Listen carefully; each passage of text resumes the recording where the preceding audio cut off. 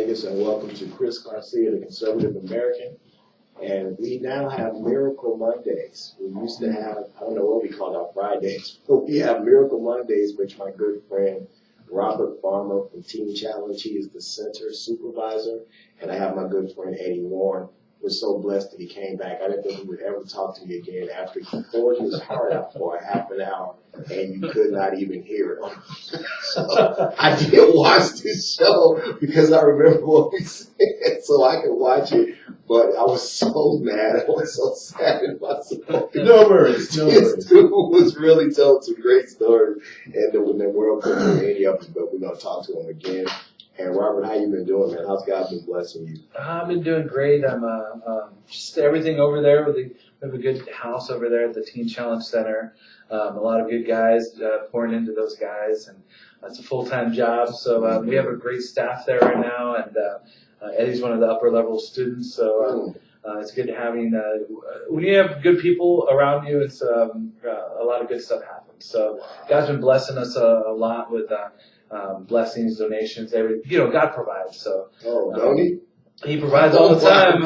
All the time, God provides. So, it's cool to just get out of the way and watch Him move and watch Him bring people together. Because God's always relational. So, whenever He makes the connection with some good brothers, it's awesome. It's great. Wow. What about you, Eddie? How you been doing over there?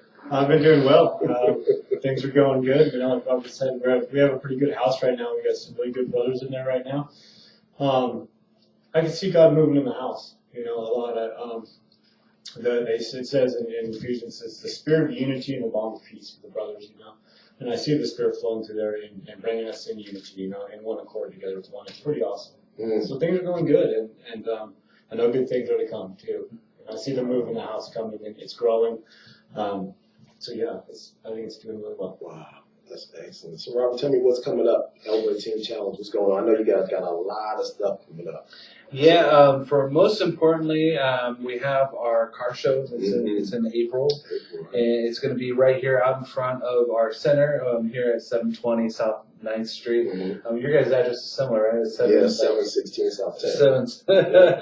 So it is going to be, what is it? It's April 23rd. And it's going to be, I think it's pretty much an all-day thing, but all of the cars are going to be here around 1 o'clock, I think it is when it's going to start. I think it's one day a month, is that right? That is a Sunday. So, everyone will have time to go to church or wake up late and have pancakes or whatever it is you guys do on your Sunday. And come out and if anyone has any cool cars, if they are part of a cool car club, we'd love for, we're still taking registrations. Registration's only like $10 per car to show off your car, and we do have prizes. We do have raffles. We also prizes. So there's all kinds of. We have ribbon prizes for like best car show. There's different categories that we'll do ratings, and people will vote. The customer favorites, or we also last year we had. Whoever registered their car was able to vote on either their car or other people's cars, and so we had I forget what it was called, but it was like if you were a car owner, it was the car owner's best. So we have I think it's like 10 different categories that will win either like first place in each category, and then we have raffle tickets. But our big keynote speaker or guest is going to be Barry McGuire, who owns McGuire's Car Stuff, and he also is a host of a car show on cable network. So Barry McGuire is going to be there. It's going to be a pretty cool event. Yeah. And last year it was really hot, so we moved it earlier in the year. I think we had ice and some little kid pools there. I think it melted like after 15 minutes. When did you have it last year? Last year it was May. It was in May. Oh, it could be 100. It was 110 degrees. Yeah, people were getting. We should have handed out sunscreen lotion. But yeah, so this year we made it a little bit earlier. It'll be a little bit cooler. Hopefully there'll be good weather. We know there's going to be awesome, great cars. Barry McGuire is going to bring some from his personal collection. He's a cool car guy. And then we also have a couple local anonymous car owners that will be that are already registered. It's just a cool thing. If you like cars and you like supporting nonprofit organizations, if you like to, because that day we'll have an open house where you can come and tour the facility. You can kind of see where we are, our grassroots facility where we house 18 guys. You can see our needs, and then it's a great raffle. Everyone loves a raffle, right? Robert, you guys take personal donations from people or organizations as well. Yeah, we do. You can reach us all different ways. The easiest, the best way is either to send in a check or something like that. You can also Google our address and see that we're a legit organization. But we take donations. We are just privately funded. We're not government funded. We don't have government grants or anything. It costs about roughly, I'll butcher this number, but it's roughly about $1,200 a month per person that we have there, and we charge them $0. We ask, it's all free. We ask for like a $500 application fee, but I can count on my hand how many people actually paid that. So if you can do the math, it gets pretty astronomical. $1,200 a month times 18 guys. And then times that by 12 months out of the year.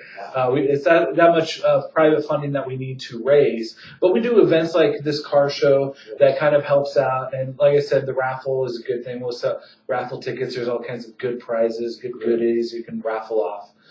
We also have the banquet. Yeah, and then we have a banquet that's usually in around, I think, the end of August. That is our other major fundraiser. And then we do all kinds of, one of my jobs is to help out with the fireworks booth during the 4th of July weekend.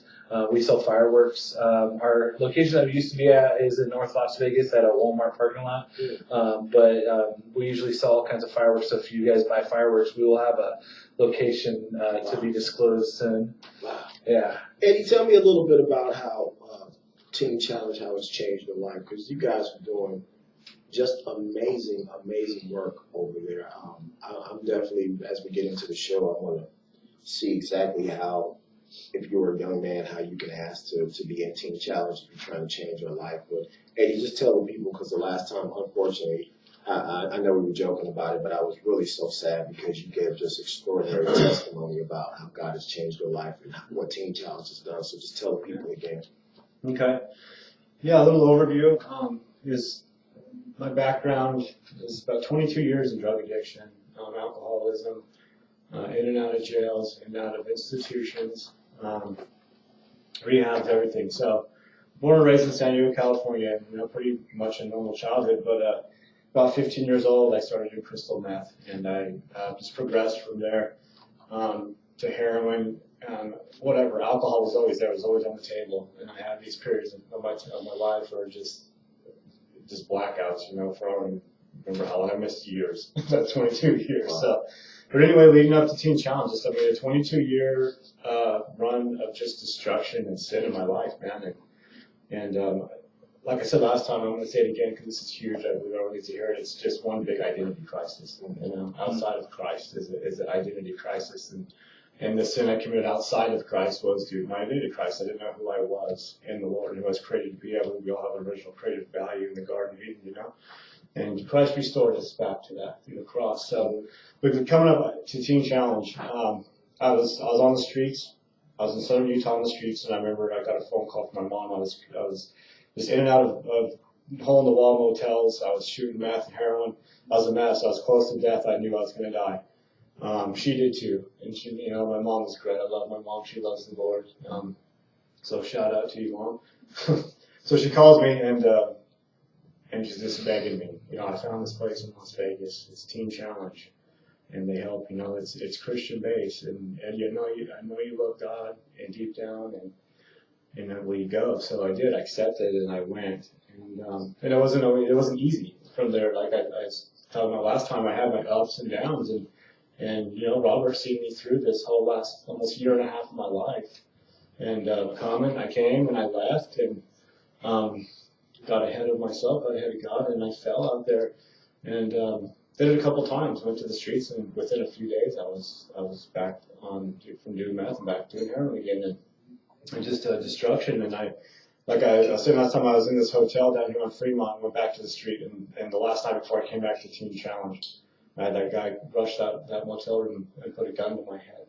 He was going to kill me for some off-the-wall reason. I don't even know who the guy was. He was out of his mind. But anyways, so that was like the last straw, and I knew it was like I hit this spiritual battleground that I never thought, I would ever see or it could be possible. So anyway, the next morning I just drug my sorry butt back up to Teen Challenge, and I was just expecting to try to use the phone to get right out of here. And the grace that this program showed me as an intern outside that man, I love with all my heart. I asked him to use the phone to just get a hold of a family member or something to get me out of here, out of Las Vegas back up to Utah. And he said, why don't you just come back in, Mm. And man, just the love they showed me. So I came back in, and it was just a humbling experience, and what Teen Challenge showed me, what the Lord showed me using Teen Challenge as the tool was that I have to do a complete exchange of my life for the life of Christ, not just in between or half-hearted or so to speak, lukewarm. And that's what I did from 14 years ago, 2002, when I came to my St. Conscience up till now, Teen Challenge. I had 1 foot in the world, 1 foot in the church. And did the Lord bring me to Teen Challenge and grow me in wisdom and knowledge? He's brought me to that place where it's the exchange life, and I got to give 100% to Him. It says our life is Christ. It's hidden with Christ in God. And when Christ, who is our life, appears, we will appear with Him in glory. So that's where I'm at right now, and that's what Teen Challenge has done. What the Lord has done in me and through me through the program of Teen Challenge is completely exchanged my life for His. And man, things are awesome. Things are really good. I'm growing with the guys over there, and just looking forward to what the Lord has. And we touched on that last time, I really want to do full-time ministry eventually one day. Yes. And I believe He's going to open the door for that.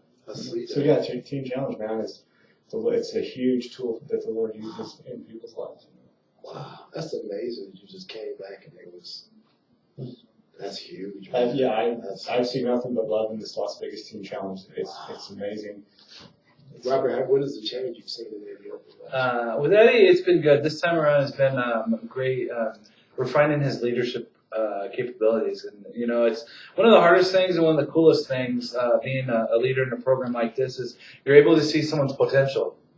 And I say it's the hardest thing is because usually when you're talking about potential, you're usually using it because they're not meeting their potential, that they could be doing so much better. And sometimes there's people who either they have the potential, but they don't meet it and they just run from it.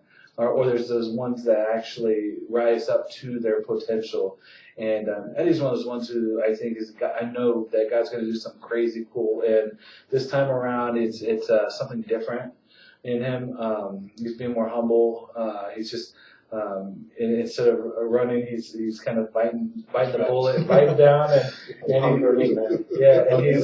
he's in for the long haul. And one of the hardest things that Jesus, I think, asks us to do is follow Him. Because when you read the Bible and all that other stuff, there's all kinds of good stuff in it, but there's also revolutionary stuff in it too. Jesus says, anyone, if you want your life, you'll pick up your cross and you'll follow me daily. And some people say, oh, it's a cross, it's a cool symbol, get it on a necklace or a tattoo, and it's fine. But what he was saying was, I think, revolutionary, because a cross back then meant, it was a torture device. Eventually, Jesus died on that cross. And so when Jesus says, hey, you need to pick up your cross and follow me daily, he was saying, listen, you have to embrace this thing called death. And you have to die to yourself daily and follow me. And it's a daily process.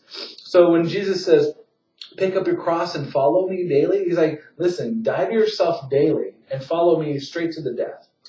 And when you do that, when you're all in for Jesus, what God can do with someone who is totally abandoned to himself and totally open for God to do some miracles. And I'm telling you, I think the reason why our American Christianity is kind of lacking the miracles that we hear and see in the Bible is because we become to a consumer style Christianity. It's to where we put our money in a bucket and we hear the message and it's whatever I can do, and then when Sunday's over, we go back to our life. And overseas, where the Bible's outlawed, where being a Christian is outlawed, and people are being beheaded, that's where you're seeing a great, big, huge movement of God. That's where you're seeing miracles. That's where you're seeing transformations. That's where you're seeing the modern day revivals.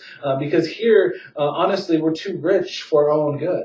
And over there, they're so poor, and when they give it all to God, and God blesses them, pours favor on them, and gives them this movement that's crazy. Like in China, I'm telling you, the church in China, the missionaries in China are doing some crazy big things, because that's one of the battlefields right there. Unfortunately, the devil doesn't have to do much here in the United States to distract Christians. We do a good job on our own. That's right. That's a mic drop. There's so much. There's so much division. There's so much. The devil has done some good work in the church here in America. There's all these whatever you want to call it, denominations. It's demonations. I do believe that this is a great time to be an American, though, because I do believe the Lord is raising up Christians out of the body of Christ to stir up the church. And I do believe sold out Christians are coming, and I believe that because he's not going to return to an ugly bride. He's the bridegroom, and he's going to beautify the church before he comes. He says in the last days, I will pour out my spirit upon you, right? Yeah. So I believe that, and I see that happening. I really do. And so yeah, I think it's a great time to be a sold out Christian in America, because man, the harvest, man, it's here. It's it needs workers. Yeah. So, and I think that we're in a good place, like in our government, where there could be a strong move of God. Donald Trump Did you see her give the Lord's Prayer before he came? Yes. It's crazy. It was awesome, amazing. And they criticized it. Yeah. Oh, they will. Haters gonna hate. Anyways. It is.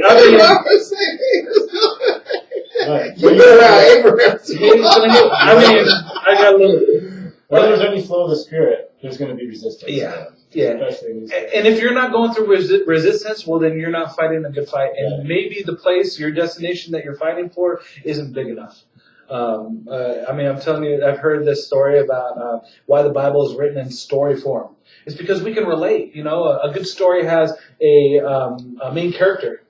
The main character has a destination or a goal or a prize. And a good story, the main character goes through adversary or has an adversary or goes through conflict to get to the prize. And in every Bible story, that's how God wrote, because we can relate. And if people are not going through conflicts, if things are a little bit easy, if life is easy, well, maybe your goal or prize isn't big enough. Maybe you got to have a bigger prize, bigger goal.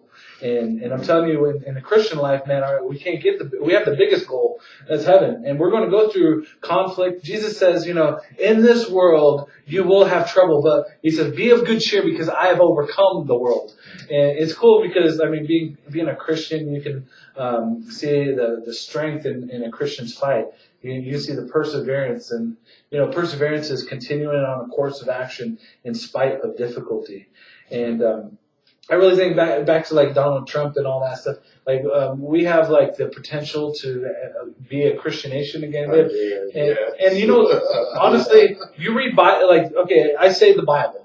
And the reason that I believe wholeheartedly in the Bible is because it's a historical fact that has never been historically proven wrong. And if there's someone who has a revolutionary historical fact that discredits the Bible, I would be open and I'd love to hear their thoughts. But because however long it's been around, that there's no disproving the historical facts that are in the Bible. And every single nation that had their heart poured out to God, the Israelites persevered, and God blessed them in seasons. When they turned their back on God, well, God maybe might have, taken His blessing away from them. It led to slavery. It led to, captivity. But ultimately, God's favor is still on them, and that's why Israel, even to this day, the United States relationship with Israel is really, really important because of the biblical. crucial. The whole entire biblical facts. I mean, one of the main reasons why the United States relationship with Israel is so strong is because we, as a nation, at one point believed in the Christian Bible and what the Bible says about the nation of Israel and its importance in our future. And I mean, you read the whole book of Revelations, which is crazy because anyone can read the book of Revelation and get confused. But there are some specific instances to where the nation of Israel and what brings about Armageddon and the end of times. I mean, I can get on a huge rant on that alone, but that's why it's so huge. So, my last plug for Donald Trump. Donald Trump, if you are watching this, I would love to sit down with you for 5 minutes and talk about the United States plan for drug addiction and drug treatment facilities. I would love to do that. Just because I think Teen Challenge has an embrace a view of drug addiction and fighting drug addiction that isn't common amongst the modern day clinical field. We don't embrace the background of AA and NA and how once you're an addict, you're always an addict, or that it's a disability, a disease, or a disorder. We believe that God can transform people. He's the only person. He's the only one. I mean, so many people talk to me. It was a lot. Yeah. And I just listen to them. Yeah. Right. And I'm telling you, it's a transformation that, like I tried doing it on my own, and it never happened. Yeah. I tried to do it on my own strength. It never happened. But, the Bible says in 2 Corinthians 5:17, it says, therefore, if anyone is in Christ, he's a new creation. The old is gone, the new has come. That God transforms people from the inside out and makes them a whole new creation. And that's the only thing that lasts. I talk to people all the time, and they always come up to me with these ideas about how they're going. And once I start listening to them, and it's all their ideas. I just go, that's not going to work. No, it's not going to work. That's not going to work. It sounds really good. Yeah, I've been that guy. Right. I think I've tried everything. Work. When you have to just give it up to him, just get down and just say, I'm done. I'm just done. You take over. Because if it's your idea, and that's freedom. Work. That's the yes. freedom of it, man. Absolutely. Just let go of that bondage. We got about 5 minutes left, Eddie. I want to just get back to you for a quick second. Just tell me about where you see yourself, man, your work in Teen Challenge, and where you see yourself going forward, brother. Because you're a great dude. You and Robert, man, God bless y'all, man. Yeah,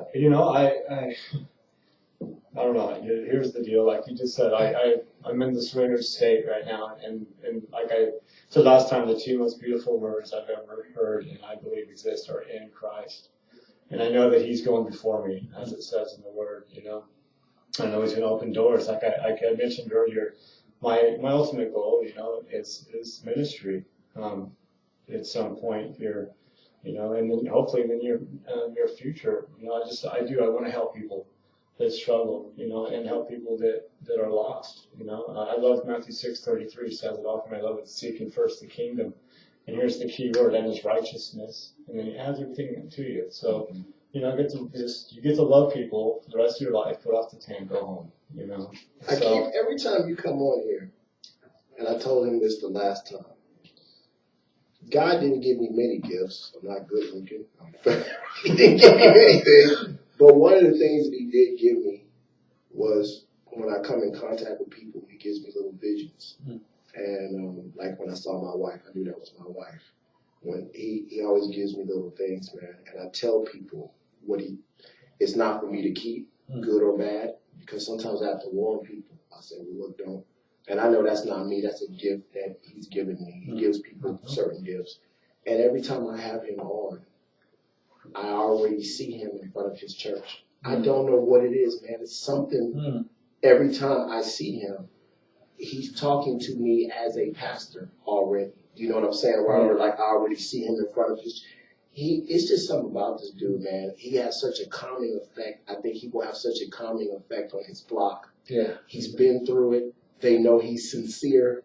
He is nothing phony about this dude, man. He's real. He's honest about what he's been through. And I think the people will feel so loved by him, and they will feel like they can come to him and talk to him about anything, which I think is the biggest thing. You got to be able to come talk to your pastor or Like they can come talk to you, Robert, about anything. I know you're that type of dude, man. Whatever you're going through, sit down, close the door, talk to me. What's going on? You know. Thank you, Eddie. Thank you so much for being on the show again. Robert, I want to give you the last few minutes, man. Just tell me about Teen Challenge again. Pump it out to the people. Tell them where they can get in contact if they want to change their life. Go ahead. You got it. All right. Teen Challenge is a 1-year residential drug and alcohol rehabilitation program. We have centers all over the United States. We have one here in Las Vegas. It's a men's center, 18-bed men's center. But if you are struggling, or anyone that you know is struggling here in around the Las Vegas area, you can call us personally at 702-314-1300. Or if you're not near Las Vegas, or if you're a woman or a child that needs help, you can visit us on teenchallengeusa.com, and there you can find a center near you, and you just contact them. And with us personally, you contact. I'm the intake coordinator. We'll see where you're at. If we have availability and you sincerely want to be here, we'll find a place for you. Whether it's us or someone else, we aren't paid really well. We're here doing what we do because we love doing it. We love helping. The reason I'm with Teen Challenge is because Teen Challenge has changed my life dramatically 10 years ago. I used to be addicted to meth, and I'm no longer an addict. I'm no longer crave doing meth or anything like that.